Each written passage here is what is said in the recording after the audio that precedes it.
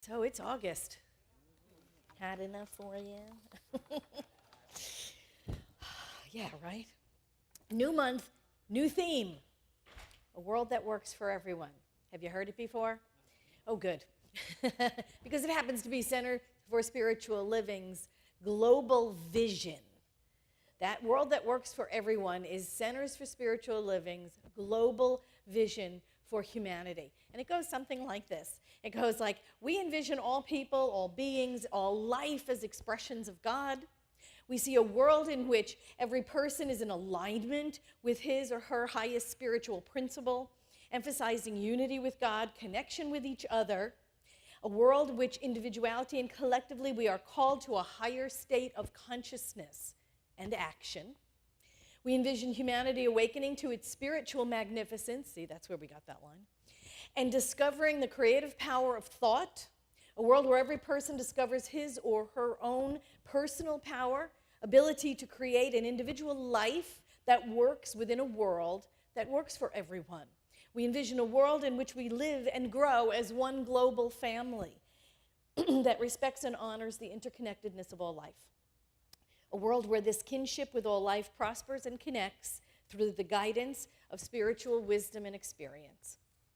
We envision a world where personal responsibility joins with social conscience in every area, political, corporate, academic, and social sectors, providing sustainable structures to further the emerging global consciousness.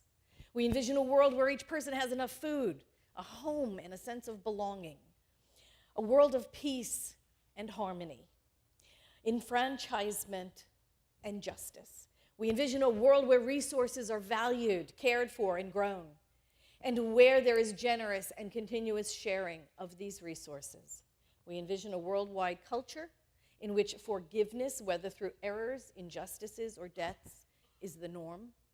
We envision a world which has renewed its emphasis on beauty, nature, and love through the resurgence of creativity, art, and aesthetics. We envision a world that works for everyone and for all of creation. That is a huge statement.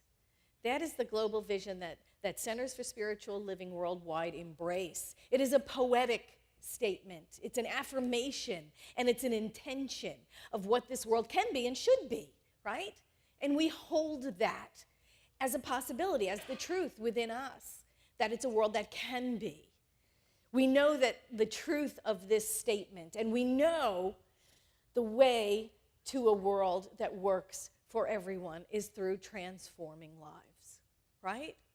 This is what we know, transforming lives through this practical spirituality that we practice. And that's what today's talk is, transforming lives.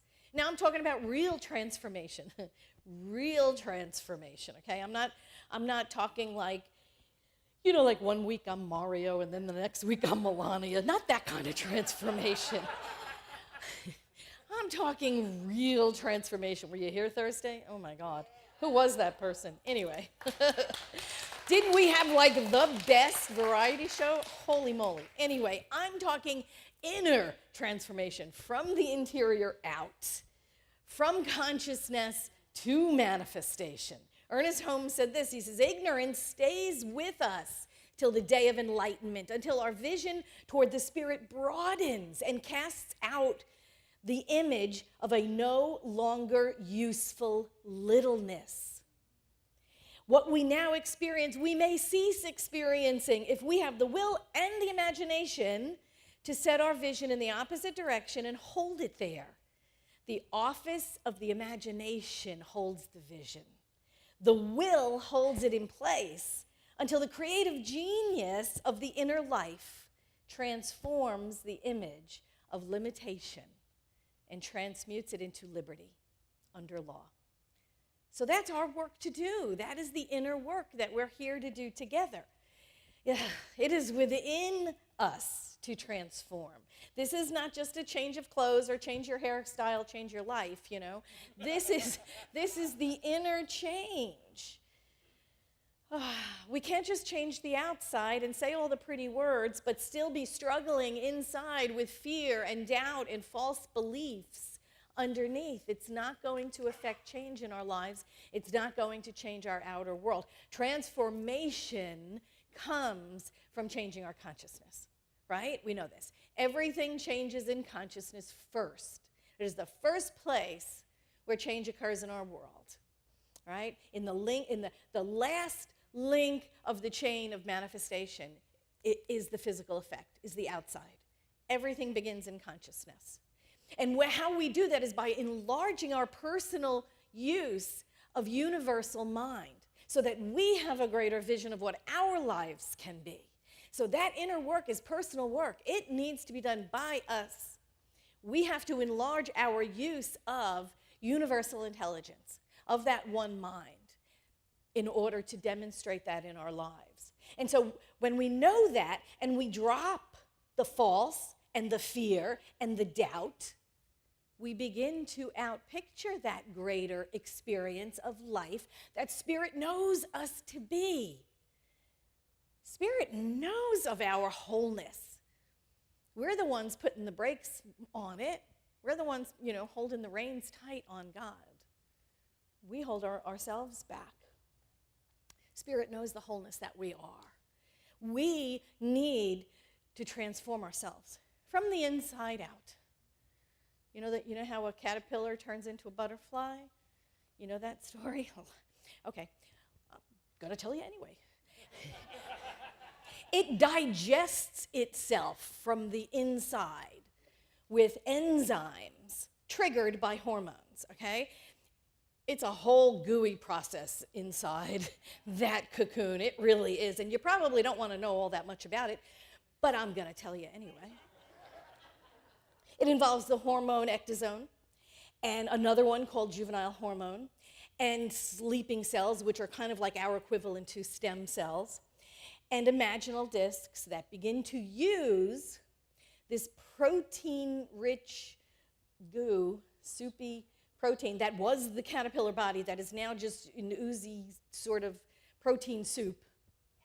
And these imaginal discs then begin to use that protein-rich goo to create butterfly parts. That's kind of how it happens. Okay, and you thought puberty was tough, right? This is like, it's gone. The caterpillar is completely gone. And with that gooey, oozy, soupy protein stuff, the caterpillar is built. The butterfly is built. And it's really interesting because when the butterfly comes out, these are two different organisms. Think about it. They are two completely different organisms. They have different environments. They eat different foods. They're not even similar at all in any way, right? One crawls on the earth, one flies. One eats leaves, the other one only drinks nectar. It's just brilliant. It's just totally brilliant. And that's the way it is with us. When we finally let go of what's holding us back, when we finally let go of the false beliefs and the fears and the personal limitations, everything is different. It's a whole new world. We're the butterflies. That is the way it is with us when we finally drop the fears and the things that are holding us back. We become an entirely new being. We become transformed. That's why it says it in the Bible in Romans, right? Be not conformed to this world, but be ye transformed by the renewing of your mind. It doesn't say your body or your hair color or your job. It says transformed by the renewing of your mind. And Ernest Holmes said it this way. He said, reverse your position in the law. You must reverse your position in the law. You have to actually specialize yourself out of the law, right? That's what he said. We have to ignore the voice of the world that tells us to worry. Tells us to worry. Tells us to be afraid. Be afraid. Be afraid of the other. Be afraid of this. Be afraid of that. Doubt your inner voice. Let us tell you what to think, right? That's what the outer world says. We have to tune all of that out. We have to tune all of that out because our voice is the voice of Spirit within us, that still small voice within us. And that's what Ernest Holmes said. That's what he meant when he said we must reverse our position in the law. We must ignore human race consciousness because it's going to stream by us forever and always. It streams by us into endless torrents. You hear it all the time. You probably hear it so much you don't even think you're thinking it, right? Endless torrents of lack and limitation and fear and lies that just go by, and we latch onto them and we think them, and then we speak them without even thinking, right? We hear on the TV or on the radio, it's cold and flu season. Oh, I gotta run out and get my NyQuil now, you know. We do it without even thinking. It's not cold and flu season just because they say it is. It's human race consciousness flowing by, and we get to hang on to it and pluck it out and say, yeah, it's true for me, I guess. I don't know, I get sick every year. Ugh. Great affirmation, isn't it? No, it's not. It's not a great affirmation. We must reverse our position in the law. We have to specialize ourselves out of that. Ernest Holmes said, daily, we must consciously reverse our position in the law, knowing that we are no longer subject to human race suggestions of lack, limitation, want, or fear, knowing that Spirit is within us and for us and operating through us, knowing that all good is ours, and specifically declaring the particular good we desire right now is made manifest. It's making a declaration upon the law, specializing ourselves out of the flow of human race consciousness, standing in opposition to the flow of the law, and speaking our word in truth. That's what we're doing. And when we rest in the absolute, we don't fall into the relative of human race thought. That's what he's talking about. We have to keep our mind focused on the absolute and allow the limitations to fall away from us. Does that ensure that nothing bad will ever happen in our lives? No. Does it ensure nothing negative will ever happen? No. But we get to frame our experiences in truth instead of in that human race consciousness that's flowing around there saying, what were you thinking to get that? Right? That's also using this particular faith philosophy to beat ourselves up. No, we get to be in the absolute. We get to see from truth regardless of what happens. We get to see from truth in love, in light. And what did we learn? What did we learn from that? How have we changed the way we see things or see other people or see our abilities? Right? We get to see the events in our lives with a God's eye view. We get to see the events in our lives the way Spirit sees them. And they change us and they alter us, but they alter us for the good all the time. They're a revelation of truth all the time. We use whatever happens to us as a revelation of truth to expand us, to grow us. You know, have you ever heard of the story of the refiner? You know, that it's an old sort of traditional Christian story, urban myth or parable or something. I don't know really exactly what it is, but I know it's based on a passage in the Bible. And the passage is in Malachi where he says, and he shall sit as a refiner and purifier of silver, and he shall purify the sons of Levi, and it goes on. So the story goes, this woman goes to a silversmith and sits with him so he can explain what that process is. And he does. He says he holds the silver in the fire, watching it intently, never taking his eyes off of it. Because in a minute, that precious metal can be destroyed if he doesn't have his full attention on it. And then she asks him, well, how do you know when the refining is complete? And he said, the silversmith said, that's easy. When I can see my reflection in the silver, the process is complete.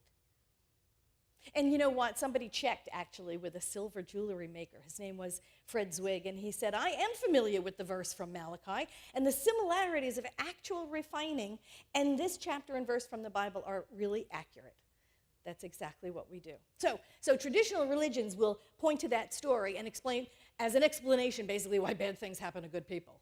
You know, because you're put into this hot heat, you know, in order to transform you, in order to burn away what's unnecessary. God's testing us, you know, that crap. So, whatever. What we know is that things do happen to us that are unexpected, and we can grow from those experiences, right? From being put into that hot heat. We can grow from those, or we can stay victims. It's their fault. It's the government's fault. It's my parents' fault. It's my boss's fault. It's my sister's fault. It's my brother's fault. It's, we have all of them, right? When we have refined ourselves, when we have used those hot heat times, right, when we're in it, when we're in the fire, what happens is when we're seeing those events in our lives from the absolute, and when we see clearly, the reflection we see in the purified silver is our own reflection. It is our own reflection we're seeing. We have free will. We are free. Or we can stay victims and blame. We're free to blame too, aren't we? There's another part in the Bible, it's in Jeremiah, that says, the bellows blow fiercely to burn away the lead with fire, but the refining goes on in vain. The wicked are not purged out. And I like that phrase, the refining goes on in vain, because we have free will. We have free will. We can stay in the fire. We can just keep our butts in the fire as long as we want and not be transformed and not learn from it. How many times have you done the same thing? How many times have you had the same boss, no matter what job you took, right? It was always the same person. He was always the same person. Until we learned, until we healed whatever that was within us that didn't need that experience anymore. That's growth. That's growth. We are free to refuse that refining process also. We are free to refuse it and stay unrefined and stay in our own story and stay in our, ain't it awful, right? And how they did it to us. We are free to stay there, or we can surrender it up. Transforming, refining, if you will, of our life means freeing ourselves from our own thoughts of limitation. That's our dross, that's the junky metal that gets burned off. Our thoughts of limitation, of lack, of false belief, of fear, those lies that we've been fed or that we've believed on our own, that's our dross. And we are free to allow that to burn off in our hot moments and reveal what's really there. The waste products that we cast off in our own personal refinement, this transformational process I'm talking about, are the feelings of unworthiness, the false feelings, the false beliefs of lack and limitation and uselessness and littleness and inability to handle life. All of that stuff gets burned off in that fire, doesn't it?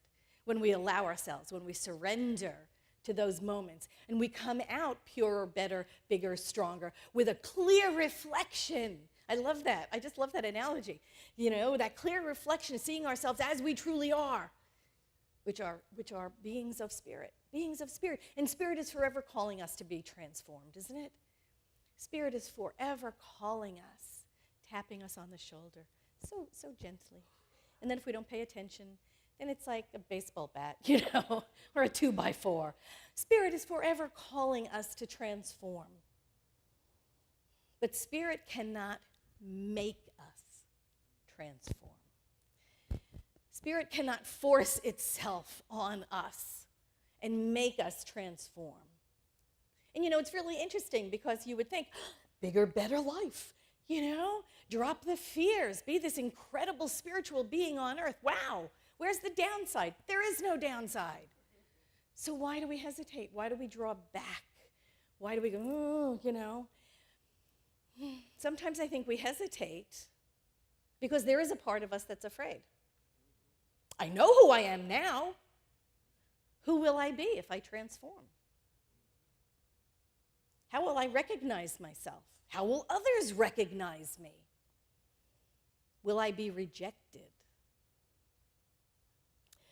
How do I do life as this transformed version of myself?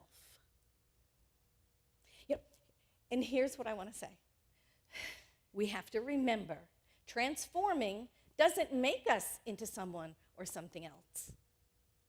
It makes us authentically who we have come here to be. Transformation is a letting go process. It's letting go of everything we are not so that we can become fully who we are and who we are meant to be. And that's work. You knew that was going to come, right? Let's work. Well, it was work for me. Let me just speak for myself. I mean, it was work for me. God love you. You know, if you wake up tomorrow morning and you are transformed and you are this transparent emissary of spirit, God bless you. If you can just get out of your bed and walk on water through flaming oil, I would just absolutely applaud you for that, and I would love it. But for me, it has been a small, slow, steady process. It has been little teeny tiny penguin steps. Ernest Holmes said, little drops of clear water in the muddy beaker, right?